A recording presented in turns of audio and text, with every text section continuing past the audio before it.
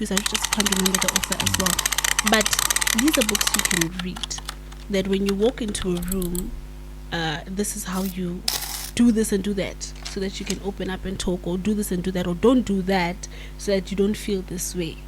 Like, for instance, it teaches about personal space.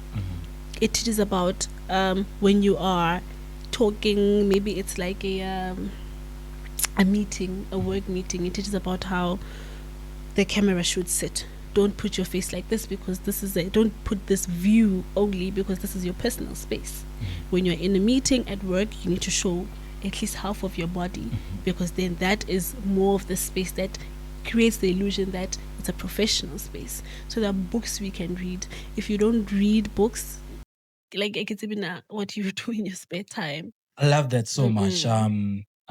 Yeah, because I really, my obsession right now is just like making sure that the information you have that makes you progressive and a progressive individual can actually be cascaded to people that feel like progress is just not meant for them, you know? So I love it so much, because someone is going to look at this and be like, maybe I should start changing this. And I can validate the things that you say. The reason I was saying explain the nature, I would hope that you touch on these things. And fortunately, you did. And there's a book I read on communication, actually. I didn't finish it, but it was interesting, right? Just reading the chapters that I read, how to win over friends and influence people. Says the same thing. I remember one of the chapters it was saying, if you give people what they want, you will have the world eating at the palm of your hand, which is what you said, that let other people talk about themselves, put themselves first. It's basically giving people what they want. People want to talk about themselves, you know? I love that so much. Okay, I think I'll hold our horses here for a pep chat. Let's get into this subject, sexual health, which is in the line of your work. So I did think about this. I'm like, out of all the guests that I had, I don't think there's anyone that's fit to actually discuss this subject with me. So when you, I mean, Tato is going to varsity, and Katlego, maybe she would want to see herself at varsity Yes, as yes. well. When you get to varsity, there are a lot of mistakes that happen right there. I have my own. So the topic that we're getting in right now is actually sexual health, right? There are mistakes that I made. I feel like God saved me from them, but I know that there are people that didn't come, like they didn't overcome those situations. So I want us to start on your view as the youth, maybe in South Africa, how we conduct ourselves, like sexually, some of the problems that you deal with on a daily basis. How do people end up in your office? What are some of the mistakes or the ignorance that you see they do? People are very sexually irresponsible. What does that mean? It means that they are not responsible of their sexual health. I know, right? I didn't think that. I didn't think. What it means is that they are not taking accountability, and they're not being they're not taking accountability. They're not being really thoughtful of their sexual health. So let me see. Let me explain it like this. I think one of the biggest reasons why our people or our youth or we are being sexually irresponsible is because of the homes we come from. Now, I'm not saying when you talk to your child, you need to tell them, when when it's sexual intercourse, you are doing this and that, and you're putting this there and where. I'm not saying that, but I'm saying the conversation needs to be had. That sexual health or sexual intercourse is this. The results of sexual intercourse are these, and with those results come this. And when we often our parents think, no, they learn it from school. They hear it in life orientation. Yeah. But quite honestly, it's not the same when it comes from your mom. It's not the same when it comes from your dad. And the way they deliver that message at school, we will teach you. We will teach you about it.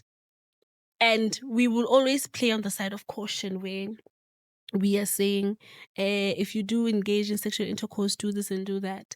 But at home, no one is going to play with you. they are going to tell you, your mother's going to say, this age and this age, I don't want this. So they instill a again, even as kids, we need it. You need to have that sense of, yeah, man, I'm still, let me hold back a bit, because you don't try things that are you're not supposed to. But man, how can I put it? I guess how can I put it? I'm now, but yes, man. Like, the saddest thing that I've come across working in this profession is that most of the STIs and most of the STI patients are kids in school. They will come to the clinic, boyfriend and girlfriend, and they will not tell you their parents at home. They will not tell their friends. They will come there and they will have that injection. They will take the injection and go home, get better, and come back again after a couple of months. With the same problem. With the same problem. With the same problem. And we will we can teach and teach and teach and teach as health professionals, but it's up to the public, it's up to these people to actually practice what we teach. So let's talk about it. We have unsafe sexual practices. What are the unsafe sexual practices? Multiple partners. And these are the things that people glorify. Yeah. Multiple partners, multiple sexual partners. People also, not bathing as well. Unhygienic practices. Because does it apply both on definitely male and definitely both male and female? Because if you are not clean, you engage into this.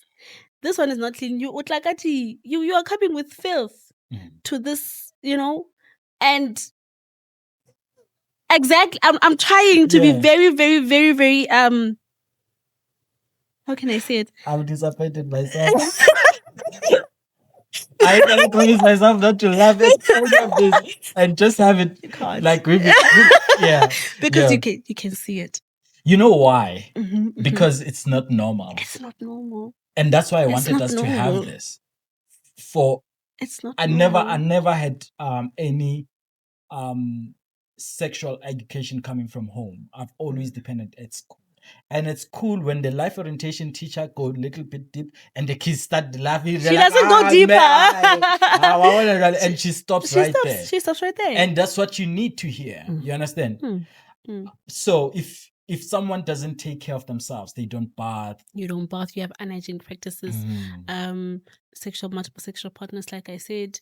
You are engaging in sexual practices that are not okay. People engage in things, or they get sexual pleasure from the most weirdest of things. And sometimes people use fruits and things like that to get sexual pleasure, and that's the other thing. So that's what I wanted to ask, actually, as part of the questions. That can you formulate, and if it's formulated, forgive me for lack of a better language, can you formulate or have an infection on your own? Or maybe we won't call it an infection if you're not infected by someone, or maybe I don't know, because I'm not very clear in this health language, right? But can you have a bacteria that can end up making someone have this infection on your own?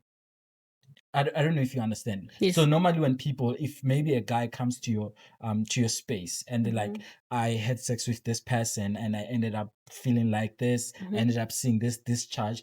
Can you have those discharge by yourself without being sexually engaged, by just like maybe being like not being hygienic? Yes. Unhygienic practices can cause you to have infections on your own. These are what we call UTIs. Often they are what we get UTIs, or for us, vaginal infections. For example, there are people who I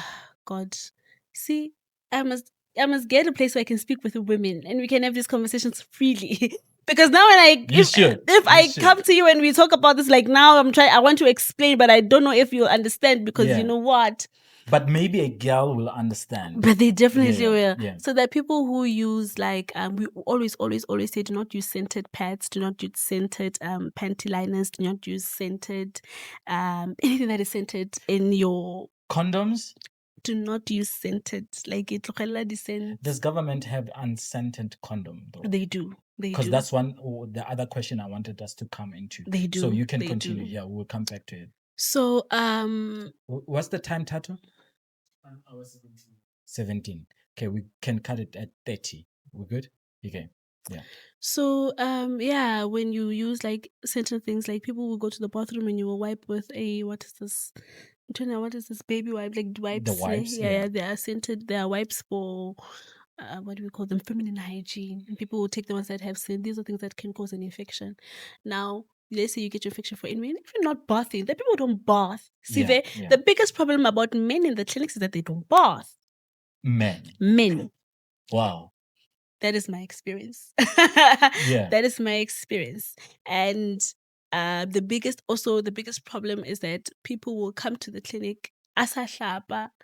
Let me go and do this. And then you get there and you find that I can't really see the problem because there's this other problem here that I'm trying to figure out, but there's this thing as well. So I don't know if this scent and this scent are when it's because of what? It gets really.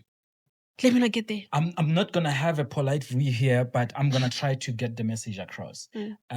For on behalf of men. So I think I would force myself. I'm talking about myself. I think I would force my young sister to probably not skip a day to without bathing. Probably I wouldn't force myself to do the same as a man because I'm just thinking maybe I don't have those spots that would signify if I'm not or would indicate if I haven't been bathing for a while. I think that's where men would take advantage on that because I'm not built in a certain way that maybe you can notice you can notice with the smell on and stuff like that. I think that's the thing. And I'm gonna be honest, I thought I thought it doesn't matter that much if a man bath or doesn't bath, but a woman it matters so much. So it sounds like it's not the case with you. It's not the case. Yeah. You must both bath if you want to engage in sexual intercourse. You must both bath. There's something that they taught us in university, and it's something I always like to say. All speaking engagements I've gone to, when you have sexual intercourse, don't turn off the lights. Check what you're going to. Look, are there no pimples? Is there no discharge? Is everything okay? Don't turn off the lights because people will tell you this infection.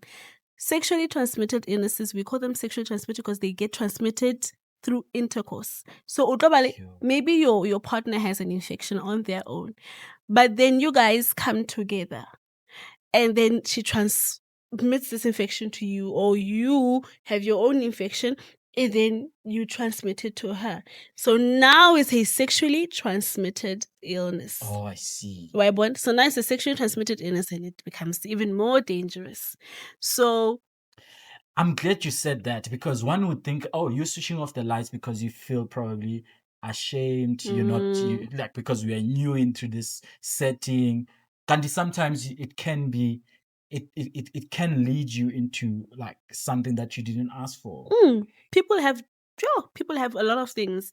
And that's what I wanted to ask, that can you see them? Like it's pimples. Yes. Does the smell can you judge by the smell? Some of the infections you can see, they have a presentation that is physical that you can see outside. Some of the infections. And for Buntate, we call it kinky drop. You'll see that discharge. Men are not supposed to have discharge. So once your partner lowers their underwear and you see something, you're like, but you're a man. What's happening? Wobble. So these are the things. Genital warts. What's genital warts? Yeah. And I gotta tell you before you explain that, I was talking to my young sister and yesterday I was like, I think I need to go to the shop to buy condoms and to buy like sex toys. She's like, why? I'm like, I wanna I want when Bongi explain this so that people can see it. And that's why I want to move my podcast into, can you see what we're talking about? You understand? I see. But I you see. can continue. So if you're talking about dihloba, these are what's it? Yeah, what? Yeah. Yes. Oh. So it's a wart, ne? Like I have one at the back, but it's a wart. Mm. But the way they become genital warts, sometimes they arise out of infection or illnesses like cancer as well. Oh yeah. And so you won't see it. In the dark, you might not even feel anything. So I always encourage people who are engaging in sexual intercourse, turn the light on. What's the typical smell? Is it the fish smell or it's different smells? Every woman has their own type of smell. Men generally do not have a smell. What we talk about, when we talk about smell, we'll talk about the discharge that women have. So everyone has kind of what we call their scent. But when it becomes strong, so the person who will guide you a lot really on whether or not this smell is not the right smell is your partner. Magaluene, you can smell when something smells off. Yes, the fishy smell is one of it. Like it's one of those smells. But like it just depends from woman to woman what scent is natural. Some people don't even have that bad. You don't even have a scent. It's just when you go close to the underwear you can smell there's something here. But some people don't. Sometimes people do have it. So it's, you need to just, you're not supposed to smell bad. I guess I think I get. So I'm saying I get the point of the smell because it's hard to actually, and I think I don't know if it's the same with other communities. It's hard to have this conversation and not end up making it a joke or just going nasty about it. You understand? So I'm just trying to keep it in the space where someone will watch it and will be like, that's my orientation class I missed, life orientation class I missed. So yeah, I do get the point on smells. And what I wanted to get back to again is these STI. If maybe can someone, if they are not, say they were sexually active before and they got it, maybe they don't know that they are living with it. Do you have anything that can make them maybe aware? Because I remember when I was still at varsity, this lady, I got one myself. I went to the doctor, and she and the doctor was like, you should also bring your girlfriend because she has it too. She refused, and she said, I don't have this. I don't have this thing. And my mind was so crazy at that moment because I'm like, there's no way. There's no way I could end up like this and I don't have it. So there are people that are either in denial, some they like genuinely don't know that they are living with it. Because I'm thinking in my mind, if I got it, probably she's been living with it, but she was not aware that I'm actually living with it. Is there any signs that you would realize maybe I'm living with a STI? Sometimes most STIs are what we call asymptomatic, ne?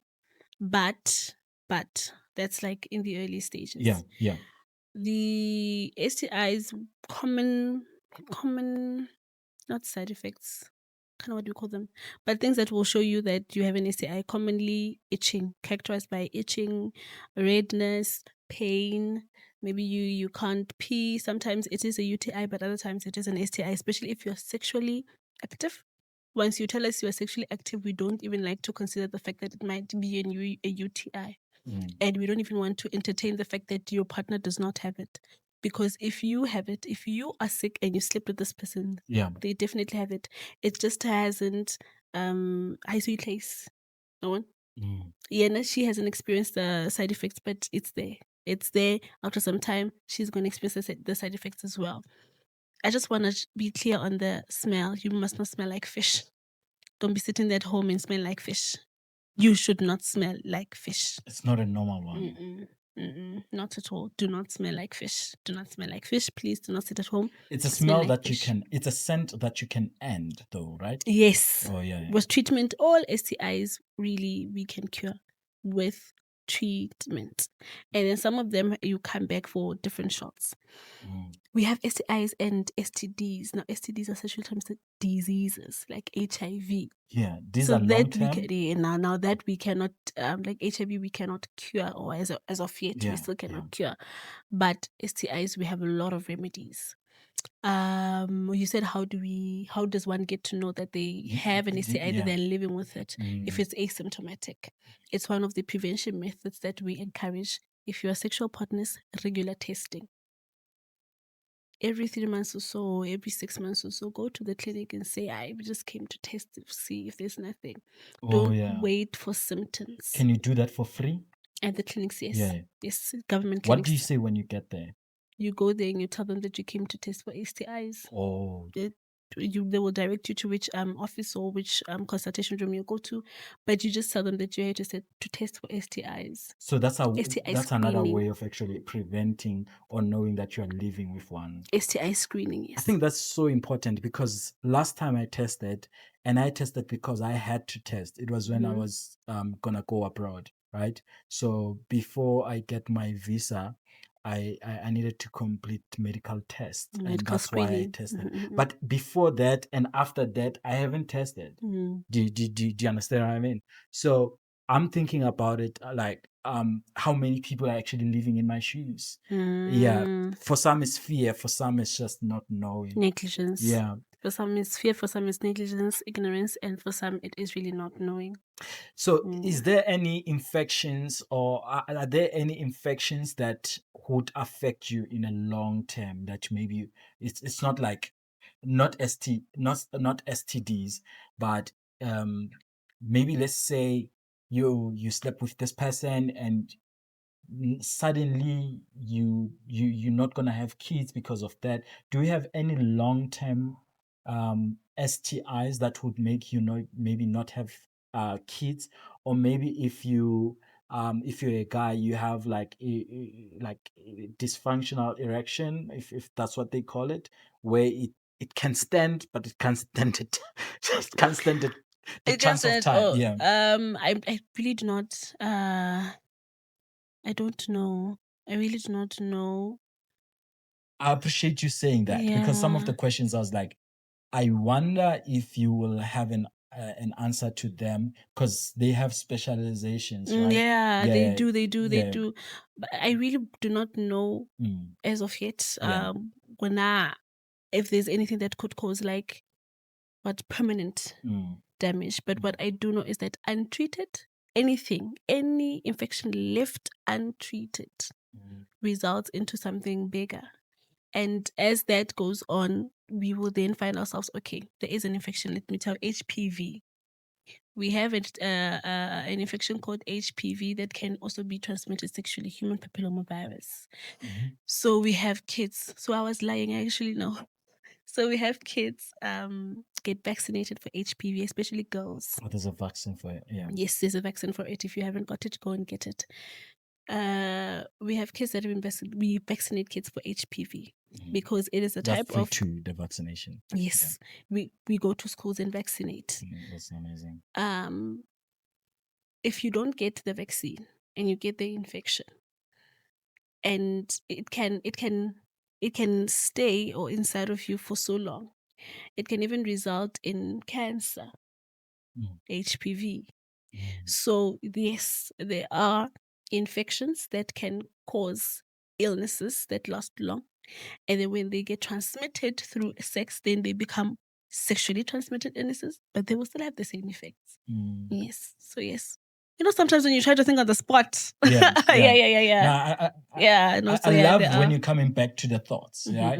Just keep doing that so that we don't have any stone unturned. And there's I remember one time I was seeing a client and he's a student doctor and or maybe they're at medical school, and he was telling me the other time, was like, bro, because I love asking these questions, right? Since I'm a podcaster, I should always stay alert what's happening in the community. So I asked him, I'm like, what are some of the alarming or concerning things that you see? And he was like, bro, actually teenage pregnancy I heard about it in school, and I thought like it is just like it's like a kid like or at the age of 13, like very very young kids are coming there pregnant. And the question I asked him was like, do you think they are aware of the situations, or maybe this was a situation like rape or something like that? It's like some they seem to be aware, because when they come they would probably come with the partner or some like let's talk about contraceptives. What are contraceptives or contraception? What is it, and what are like ones that are available that people probably that want to control their birth, or maybe they don't want to have a baby, that they can reach out for them? And I know you can also touch. I've had a lot of conversations about on the side effects, that when you take a certain, whether it's a pill or what, I don't know, those ones that exist, you're not gonna have a child when you want one. And I've heard I've heard also that some would make you obese. Take me through that. Take me through that conversation of birth controls. So birth control is what it is. Contraceptives are things that we use, methods, hormonal and non-hormonal methods that we use to prevent you from conceiving. So there's a birth control and there's It's the same thing. it's the same thing. It's Okay, birth control, okay, yes. yeah. So we prevent you from conceiving. We try to Okay, prevent I see. conception, Yeah. hence contraceptive. And the two things to note is that number one, it's not 100%. Not all of them are not 100%. Guarantee? Guarantee is not 100%. No way. And number two is that results may vary. So what does that mean? Wait, not 100% that you may not conceive. Yes, it's not 100%. None of them are 100%. So, and then again, results may vary. So this person might be on this pill, get these symptoms or side effects, and then this person might be on the same pill, but get none. So results may vary. So let's talk about the contraceptive methods. The first one is abstinence. Abstain, do not start. That's the first contraceptive method. Don't be sexually Don't active. be sexually active. Sounds like a best one, eh? Best one, I mean, for the It's results. the best one on the market, I tell you. Yeah. It is the least used, but is the best one on the market. Don't engage in sexual intercourse. And then condoms. Right. And then for women, we have pills that they can take. Wait, let's get on condoms. You remember I told you I was thinking of buying like the condoms and all that. But again, what stopped me was not time, it was the brands, because they all have brands. But I want to ask this question, probably you'll give me some clarity on condoms. Can you 100% rely on them, despite or maybe in favor of the value? Like there are condoms where like a condom is 15 rand, right? And there's a condom that's free, and there's a condom that's 70 rand, 80 rand. Those who use condoms will know like which brands I'm talking about. Can you not rely 100% on the 80 rand one? No, you can. There is no condom that you can rely 100% on, because they break it, they tear, they wear. So no condom can you say you are relying 100% on, whether it is expensive or cheap. I am assuming that the cheap condoms, they use cheaper materials, hence they are so cheap. And I'm also assuming that they never have scents. If they do have scents, I don't know. Look, I really do not know a lot about the brands and how they make these condoms, but I'm just assuming that the cheaper it is, the cheaper the materials that they use. So I would advise, if you want to go for something, go for the condom that is much more expensive. It's funny because I don't know. I cannot compare. But go to the clinic. Usually what the government tries to do is to give you things that are of value. So the condoms you will find at the public hospitals and public clinics, they've been tried and tested. And so we're not going to give you something that we are like, it's cheap, let's just give them. And, I don't really want to talk a lot about politics and all of that, but I trust my government in terms of that. In terms of health, I trust my government a lot. They're really trying their best. So there's disadvantages of condoms. It can break, it can tear, someone can poke holes into it and you might not see it. The advantages of it is that you just put it in and you take it out. It's not something that it's in your blood system. It's not something that you have to inject. You put it in, you throw it away. It's done and dusted. Don't reuse. Yeah. People will leave it there or they wash it and put it on again. Don't reuse. Once you single use is what we advise. So that's the condom. So you were going to pills. I guess that's a Yes. condom for guys, and there are condoms For women ladies, as well. Yes. right? Yes, Are they yes. often used? Well, lately, yes. I mean, the generation is changing. They do take them a lot to the clinics now, but really, it's not something that is again. They also break. Yes, Possibly. same, Oh, yeah. same advantages, same disadvantages. It doesn't matter if it's a female or a male condom. Then we go to the pills. We have pills as well. Different types of pills. There are pills that you take. With the pill, essentially, you take it every day. Ne? You take your pill every day at the same time. Does this pill cater for a man too? We don't have pills for men. It's only a lady that will be benefiting from these pills. Yes. Yeah. So, well, you both benefit because you are both trying to.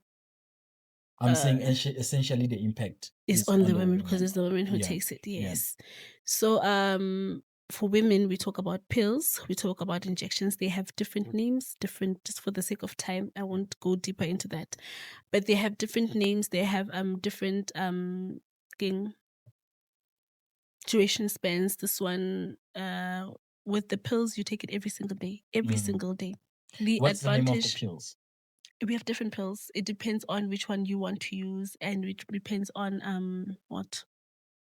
Sometimes the gynecologist will give you a different one because of your hormonal imbalances as well. Yeah. So the pills can be used as a contraceptive method or as a hormone to balance out your hormones. Or there are some things that get explored before you get that particular pill. Okay. There are questions at the clinic that will ask you things like high blood pressure and all of that. We take a lot of your there's an entire history we take before we can consider what we are going to give you, what contraceptive method is best for you. So, what was I saying? But yeah, it's the pills, and then it's the advantage about the pills that you were saying, something you said earlier, is that when you get off the pill, you can get pregnant immediately. Like if you miss a pill, if you miss just that one pill, you might just get pregnant. So you need to take your pills every single day at the same time because it is a balance. When you come around the clock to 8 o'clock, you take it. Tomorrow at 8 o'clock, this thing is no longer in your system. So you need to take another one. If you miss it, if you skip a day, you've broken that cycle again. And there are a couple of days that you need to go through to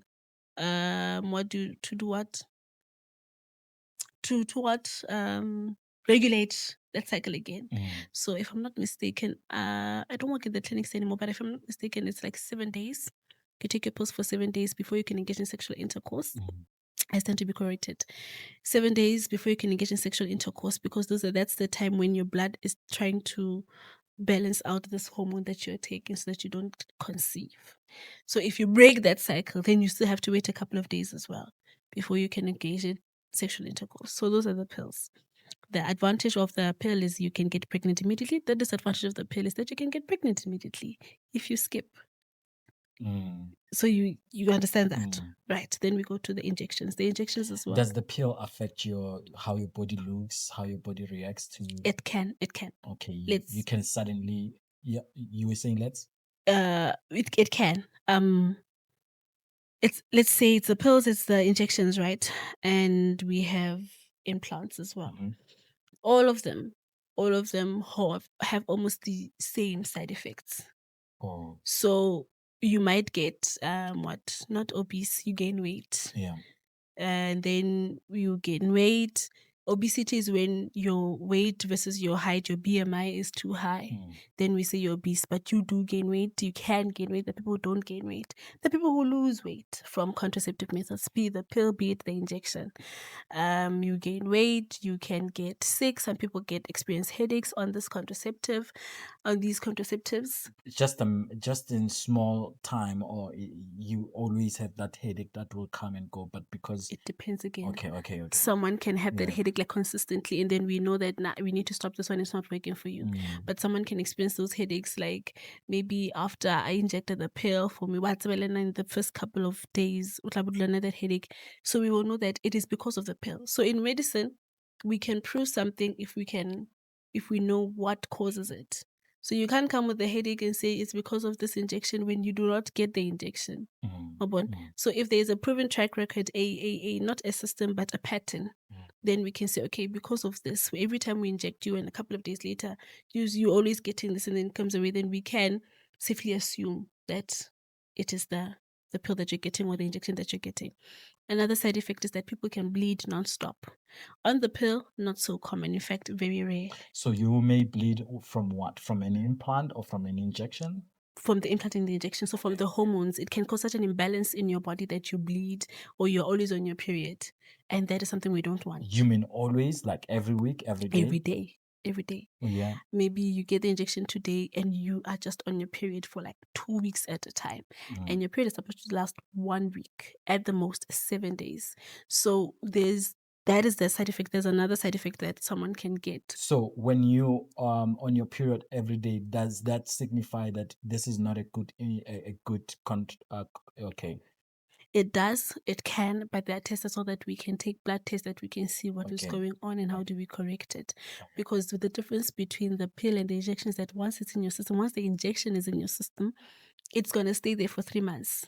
So we can't take it out. Like the pill you can stop, but the injection we cannot. I see. So now we need to try to give you something that's going to regulate the bleeding until this pill is out of your system, and then we can see, oh, now it's out of your system, you don't have it anymore, or it revealed another illness that you already had, because there are other illnesses that women often have that the side effects are bleeding and not stopping your periods. So the side effects that you can get from the injection and the implants, different names as well, according to different producers of the implants. They last for different durations, but generally it's 3 to 5 years. There's a 5-year one and there's a 3-year one, the implant. And then the injection, there's a 2-month one and a 3-month one. So every 3 months you go and inject, every 2 months you go and inject. The one that people often complain about, saying that it causes infertility, is what is this? Depo, the 3-month injection. So it takes time. It often takes time to get out of your system. Imagine you've been injecting this thing for 2, 5, 10 years. You know, you've been injecting this thing for 10 years. Now you want to have a baby. You're not gonna you are not gonna have the baby immediately. Some people, the misconception is that when you get off contraceptions, you should have the baby now. With pills, we can expect that. But with the injection, we try to tell you, we give it time. There is also something that we advise, is that don't inject for too long, or don't take contraceptives for too long. Take a break at least 3 years. After 3 years, give your body some time to breathe and just regulate itself again, and to prevent some of these side effects, like the one that, like the infertility one. It's not infertility exactly, but yeah, it's something like delayed fertility. Yes, that's a good way to put it. Delayed fertility. So yeah, those are the contraceptive methods. And going on periods, because you said you can go on your periods every day with some, depending on the type of your body, and you find other people saying, I've been taking, but I stopped. Is that normal too? It's normal too. It's normal. Not to go on It your is periods. a side effect. Oh yeah. So this one can happen, but this one can also happen. When you stop your periods, we don't worry, especially with the pills, with the injections. A lot of people just stop, like most people stop going on their periods, which is why they will then encourage the needle is the best one. But some people still do go on their periods. If you still do on your periods, we want you to go regularly, not regularly, but like, within the confinements of a regular period. Don't bleed too much, or don't now get so sick from the period, or go for longer, because if you bleed for too long, there are other illnesses now that you're exposed to, like anemia. You always feel weak and tired. You might just faint. Like, there's so many other things that can happen to you if you bleed for too long. So we don't want your period to be over 7 days. So when you don't go on your periods, you would still experience some period pains? Generally, no. According to other women and their experiences, no. But some of them will tell you something like that, but really, generally, no. All right. Do I miss anything from that scope that maybe you would also like to cover? Contraceptives for men. Yeah. Okay. Let's 2 talk about that. contraceptives for men. Condoms and vasectomy. Vasectomy? What's that? Permanent sterilization. Okay, put it in simple English. It means we sterilize you. You will never have kids again. Can you go back? Can you reverse? No. Permanent sterilization. Oh, yeah. Yeah. Never mind. So yes, scientists scientists are still busy trying to come up with hormonal and non-hormonal. I'm glad you mentioned that, Bongi, actually, because I was not aware. Were you aware, Tato? You're right. I was not aware.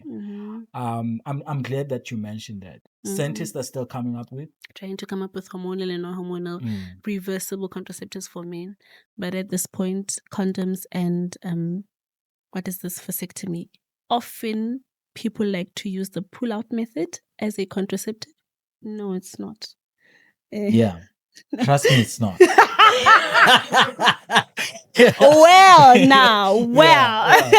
They should really trust me. Yeah. 2 last question I want to ask before I get into the last question.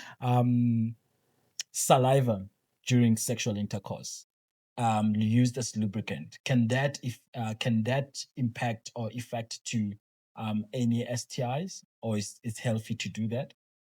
It's not healthy to do that, but you can do that. What I'm saying is, if you are unhygienic, they're gonna make you sick. But they do use it as lubricant. Saliva is used as lubricant. We don't advise it. Oh yeah, it's not medically advised, but people do use it. Just make sure that when you guys are doing things like that, you are very, very hygienic, and the person must also be very, very hygienic. I see. You also get STI, maybe some on the throat, maybe for oral sex. You do have stuff like that as well. Yes. All right. Do we have anything around there? Maybe preventative measures? Don't do oral sex. No, I want to go to this one because all the preventative measures, but the biggest one is abstinence. Don't even engage. I hear you. Yeah. I want to go to this one, which I think many people will relate, but if they don't relate, this was once my reality. On STDs, so I had this tendency of looking at you. I'm like, Mara, the way Bongi is so well patched up, like she doesn't have bones on her cheek, she doesn't have bones on her chest, she doesn't have HIV. How many people that maybe you would end up in hospital be like, I actually diagnosed that person. I'm like, by just looking at them. Do you get people making that mistake? We don't know. Diagnosis is primarily on what we call it, diagnostic findings. So we do blood tests, things like that. We don't diagnose. No, I'm saying you find someone that is now suddenly HIV positive because they were like, I looked at that girl or I looked at that guy. He had 6-pack, he had muscles, or that girl was just like this way. And I thought like they don't have HIV as a result. Now I end up being HIV positive. Yes. Because you can't see it on the outside. Yes, sometimes people become malnourished and they become wasted and they will have illnesses. But you generally cannot see HIV on the outside. You can only see. Here's how I explain HIV simply to my patients. I always say HIV is like, when you have like a ball or like an egg. Let's talk about an egg. And the shell is your immune system. Masole a mmele. Then you get HIV. HIV breaks this shell. It breaks the shell. It eats away this whole shell, and it leaves that egg exposed like that. And it ate away the shell, leaves it exposed for other illnesses. Hence, someone who has HIV can get a common cold and be sick like they got COVID-19 because it has exposed you to illnesses. A lot of the times, when someone dies who has HIV, most of the times it's because they have HIV and pneumonia and TB. Like it leaves your body, so it leaves you prone to illnesses. It doesn't really make you sick on its own. So sometimes, or most of the time, people will find out that they have HIV once they get sick. Once they get to the clinic, then we do tests and realize, no, actually you have HIV. Yes, it wasn't as nearly 6 months. No, actually you have HIV. So it leaves you exposed. The pills that you take for HIV build this shell again. They build it up and build it up again so that you have the protection. So the people who take their pills handle have the protection around them. You will not see them. Their skin will be nice and bright. It will be healthy. Like you don't see them. And then you will engage in sexual intercourse because they also will not disclose. That's the other thing we encourage. Disclose to your partner. Disclose to your sexual partner that I have HIV or I have this illness and it is transmittable through sexual intercourse. So your partner can decide whether they want to engage in it or not. Do you regard as if you don't know, you will tell me, but if someone didn't disclose, do you regard it as a criminal offense? Something like that? Oh, I don't know. I don't know if you can get arrested for it. Okay.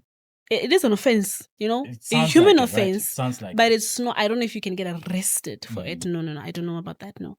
Okay. So one of the things that I also did was to I'm living nice. I have clinic coming to the house. So one of the things that I used to do was to diagnose myself, and I want your advice on that. I have stopped, but maybe you can tap on the reasons why I probably shouldn't have done that, or someone that's doing it. So I would look at myself and not go to test, and I'm gonna monitor if I'm losing weight or if I'm not losing weight. Here's what I thought is the sense behind that. I don't know if you can call it a myth or what, but you can correct me, right? But I thought when I don't go test for HIV, it's not gonna kill me because I won't have the stress. Some people have said, when you know, that's when you die. But if you don't know, everything remains the same. And there was a point in my life where I was under the impression that actually I was HIV positive. And I know there are people that are living with HIV or AIDS. And these are people that actually they took it from their parents. Some they took it from malicious acts like rape, being involved in a fight and all that stuff. But for someone, by that time, I was just it was just my doings. That's what I'm saying. I love this conversation, and the reason I'm having it is for selfish reasons, so that someone that's looking up to me, or they look at me, they look at this podcast, they're like, okay, I'm not gonna go that route and all that. And when I was under the impression that I was HIV positive, I lost weight. And I remember a friend of mine saying, bro, I think you should really go and test because I think this is real. It's here. you know. And I even told him about it. Yeah, we can call him, we can laugh about it. Yeah. But when I went on, I found out it was actually negative. But I realized the power of the mind. I saw myself losing weight. I could see the bones. So I could see this. You see these bones, I measure myself, look at me. When they are visible, I'm like, there's something wrong. I look at my cheeks, so that's okay. That's yeah. So, but I think there are people that do that. They're no, if I don't go and check, this thing is not gonna affect me. Yeah. What's your message on that? What's yeah. Check. Because your mind is so powerful. It's a powerful tool. It can make you sick even though you're not sick. Yeah. Exhibit A. So check. With HIV, like I said, you will often find out when another illness is there because people don't regularly check. So when you now have another illness, then you'll often find out. And it can become, we have HIV and HIV and AIDS. And HIV and AIDS is when you have the disease. And now that can kill you on its own. But while with HIV, please check always. Don't self-diagnose because your mind is a powerful tool. Learn something from Sive's story. Other than that, check. Yeah. Don't self-diagnose. Check. Yeah. Okay, last question. Wrapping up. Thank you for coming. Really appreciate you. Thank you for inviting me. Thank you for holding this conversation. I can imagine like the conversation from God to talking about sex and all this stuff. That's what I'm saying. Like you're such a good communicator. Like when you talk about God, you can feel it. Like yeah, this is another world. When you're talking about what's your. Let me check it well. Okay, what does money mean to you? So when I rebranded, we call it rebrand. Yes. Sir. We've had these conversations in our directors meeting, right? And, so when I rebranded, I noticed that I should focus when I'm doing this podcast. I should focus on three things: beliefs. Hence, I wanted us to talk about God. Let's talk about faith. You know, mindset. You know, how you look at things, how you understand yourself and understand the world around you, you know. And lastly, money. These three things, I think if you can study yourself around them, I think you can be a progressive individual, even in the economy that's not doing well. That's what I've come to conclude. And I was like, I'm then gonna go out and seek people that I know they are good at this one of these three things. So yeah, it would be crazy that I let you go and not ask you about money. What's what does money mean to you? I know money means it means a lot of things to different people, but how do you perceive it? Money means time. With money, you buy your time back. For me, money buys my time back. If I can, like you say, we're still learning about this concept of money, but I've realized in the little research that I've done so far is that money buys your time back. If you can create passive income streams where you can sit at home and have money coming in, you have ample time to grow your family. You have ample time to be with your family that you're trying to grow. But if your source of income or your sole source of income is contact, you need to be present in the office. You need to be present at work. Like me, I'm a nurse. I need to be present every single day at work. That eats away from my time. But as soon as I can get myself sources of income, streams of income that can buy back my time, I can maneuver this profession that I'm in. So for me, having money is buying back your time. And look, people who earn a lot of money, people who work in these offices, often, or let me not say often, but I realized that people like IT specialists and different careers, they give you your time back. Whereas you can work in the office, or you work like 2 days in the office and then 3 days out of the office at home. So imagine if you can do that for an entire week, because why? You have enough income to supplement yourself to work from home. And better yet, if you're working for yourself as well, you're doing this business that you can work from home. Well, maybe it's not better because you'll always be at work. But like if you really have those sources of income that come to you and that you will give you money, even when you're not putting a lot of effort into them, then you're buying your time back. You're buying your time back. No, thank you so much. And you are in business. I guess that's your attempt to buy your another time. Please tell people about your business and how they can reach out. Yeah, if they want some of the services or product. Yeah. Okay, so I am Bongiwe Mabope, Bridget. I love my name. I love my English name as well. Okay. I have a maternity business that I am currently running. I hire out maternity dresses here in Bloemfontein. If you want to hire out your dress, look, I make pregnant women look beautiful. So if you want to look beautiful, got your photo shoot, got your baby shower, please go on to TikTok, @Bongi, _Bongi with an IE, and you'll find me there. You'll find my top contact details there. Go to Facebook. On Facebook, Bongiwe Mabope. I love my surname as well. Yeah. It's my mother's surname. It is a beautiful surname. Bongiwe Mabope, and you'll find me there, and you can contact me, and I will deliver your dress. I deliver for free. Botshabelo, Thaba Nchu, and Bloemfontein. I can also courier to wherever you are, but obviously the expenses related to that.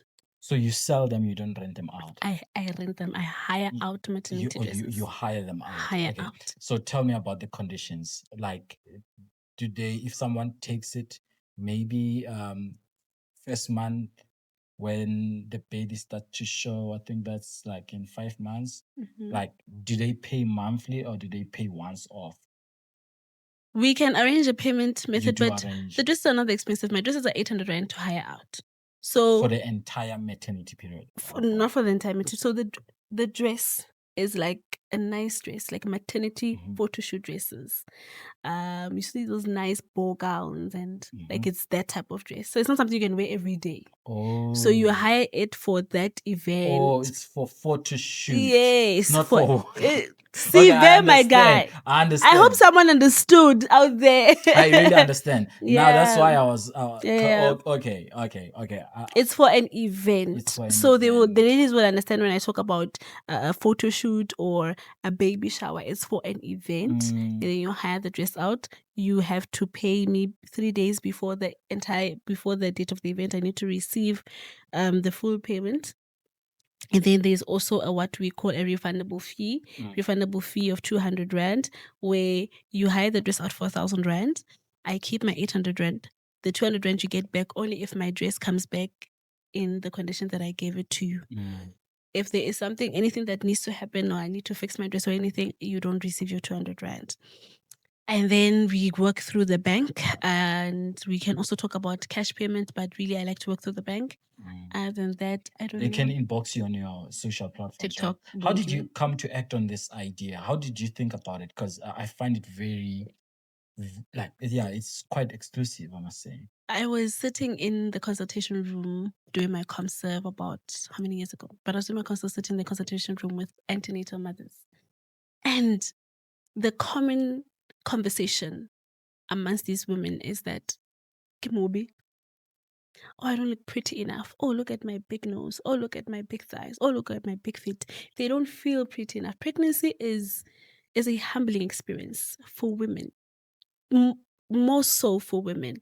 And people don't understand the gravity that everything gets challenged, even your emotions. So I was sitting there and I took into account all these conversations, and I thought to myself, we like to look beautiful. Aesthetics as women, we like to look beautiful. So let me do this. I love it. Let me do this. Get some beautiful dresses. At least on that one day or during that one event, you can get pictures that you will say, I was that pretty lady who was pregnant.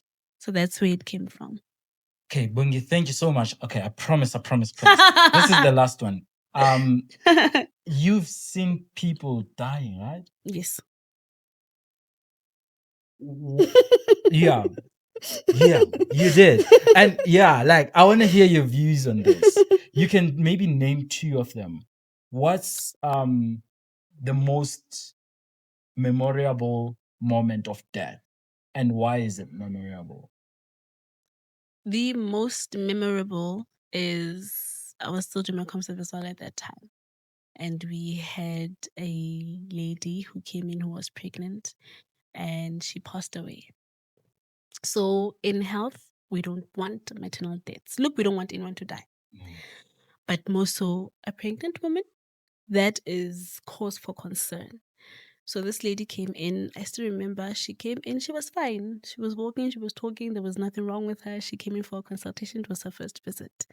And she was in, she was testing HIV and all of those things. And then she just collapsed.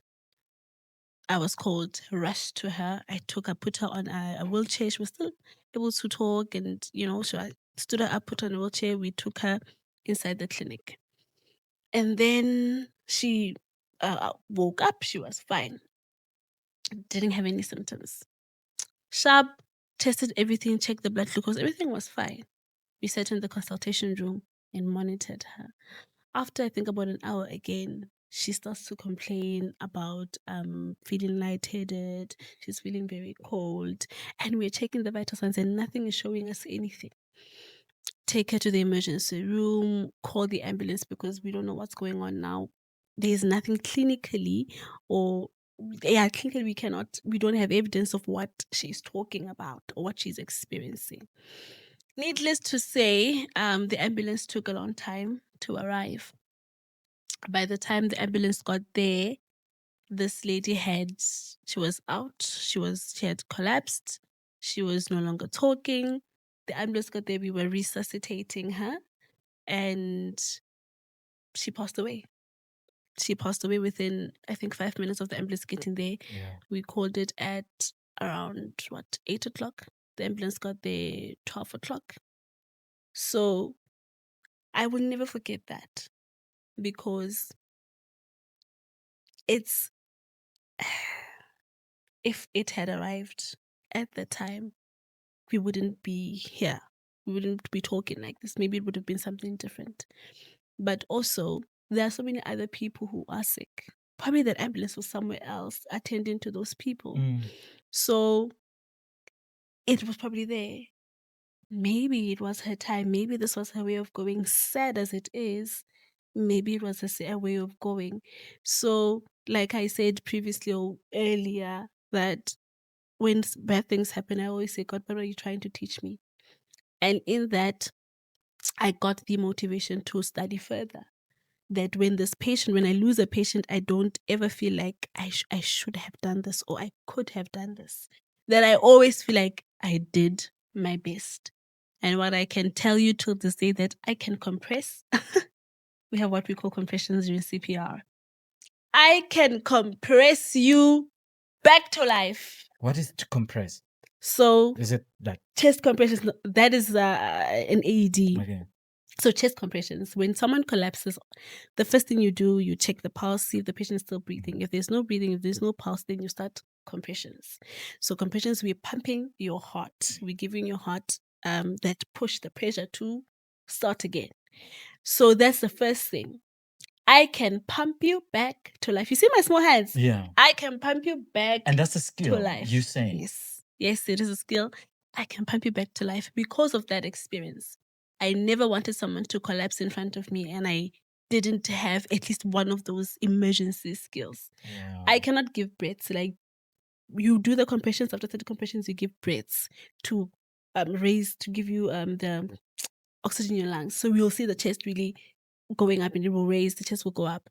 I can't do that. I don't have enough. I don't know what they call it. Another nurse told me that it's something that other people have where you can give breaths because they are not effective. So I don't know what's happening with my lungs, but I can't do that. You will not rise. The chest will not rise. Yeah. But my compressions, Siva, I'll wake you up. Okay. Last one. Mhm. These deaths, when they happen frequently, surely they teach you something about their existence, your life, the death ahead. What's the lesson? What's been the greatest lesson around it? Remember this other time, I was in the bus with this lady. She was just graduating from in the University of Cape Town. Just finished a medical degree, and she told me, she's like, the death that stood out for her or that taught her something was when this guy had no one to see them. Like, he was hoping someone will come, and no one came. And it made a sense to her about the love of people, like the presence of people. Like, her sense was, you can actually die alone. She's like, I feel like that was the loneliest death I've seen, and to me it amazed me that someone can just die by themselves. No one checked them up, not even the kids. So I found that very terrible. But for you, like, what's been the lesson? Anything can happen at any time. So you live now, and let tomorrow worry about itself. Biggest lesson. That lady was fine. Like, I'm sure she was fine. We were talking. She was laughing. She was fine. Yeah. 3 hours later, she was gone. So my siblings know. My family knows. See, I can wake up, he gets his kaftine, put it in the fridge, and then wake up again and go eat it. Because I want it now. Yeah. Yeah. I want it now. I do that with grapes. Yeah. Exactly. I don't wait for tomorrow. No, if I want something, I will do it now. If I can, please, God, help me do it now. Because what am I waiting for? I might not wake up. It's grace to wake up every single day. So I might not wake up. So if just live your life now and let tomorrow worry about tomorrow. No, thank you so much. Thanks for watching up to this point. Really appreciate you. Please don't forget to subscribe. Bongi, thank you so much. I can not thank you enough for really your presence. I can only imagine people that have gotten enlightened by this conversation out there, 4,000 people on you know, TikTok. So I really appreciate that. Yeah. Maybe there will be more when you come. Definitely. when It's this not a matter drop, of maybe or what, it's a matter of when. Remember. So thank you so much. And today our producer was Tato. Your brother. Yes. You're all in one. Yes. Your previous employer. Yeah. I mean employee. Your previous employee. No, Tato, I really appreciate you so much. And Katle, I wish you all the best with your business. So Bongi came with all the family in these studios. Yeah. No, thank you so much for making time for this. Thank you. In your busy schedule. We're supposed to do it in December, but your schedule is so full. Tight. Yeah. No, thank you for making time. No, before I go, congratulations, Sibe. You made a big thing out of this. You are flying high, you are soaring high. Congratulations. Thank you. Continue, ne? Yeah.